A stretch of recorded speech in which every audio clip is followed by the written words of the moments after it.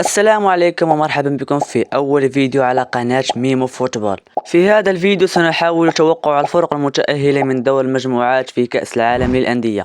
قبل أن نبدأ لا تنسوا دعمنا بلايك واشتراك في القناة، وهيا بنا. في المجموعة الأولى لدينا بالميراس البرازيلي وبورتو البرتغالي والأهلي المصري بالإضافة إلى إنتر ميامي الأمريكي.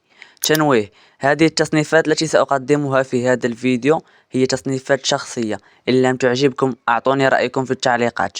في المجموعة الأولى أتوقع أن المركز الأول سيكون لفريق إنتر ميامي، والمركز الثاني على ما أظن لفريق بورتو، والمركز الثالث لفريق الأهلي، وأخيرا فريق بالميراس.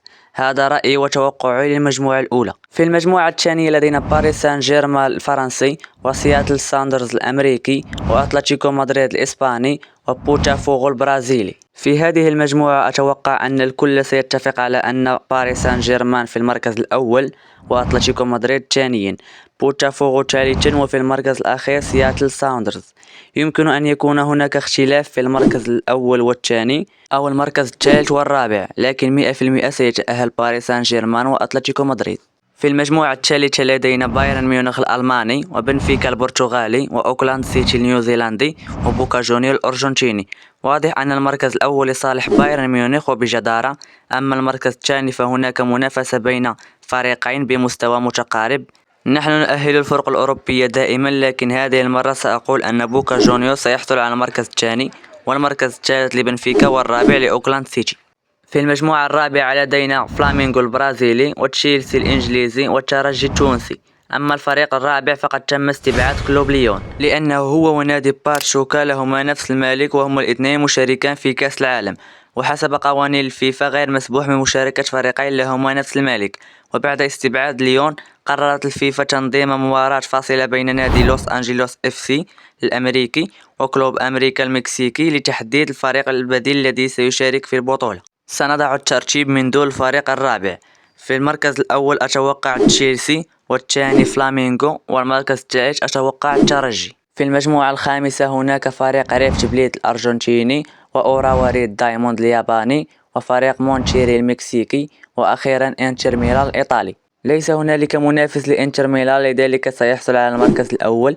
أتوقع سيكون هناك منافسة كبيرة بين الفرق الأخرى، لكن المركز التالي يمكن أن يحصل عليه فريق ريف بليت، والمركز الثالث لفريق أوراواريد دايموند، والمركز الرابع لمونتشيري.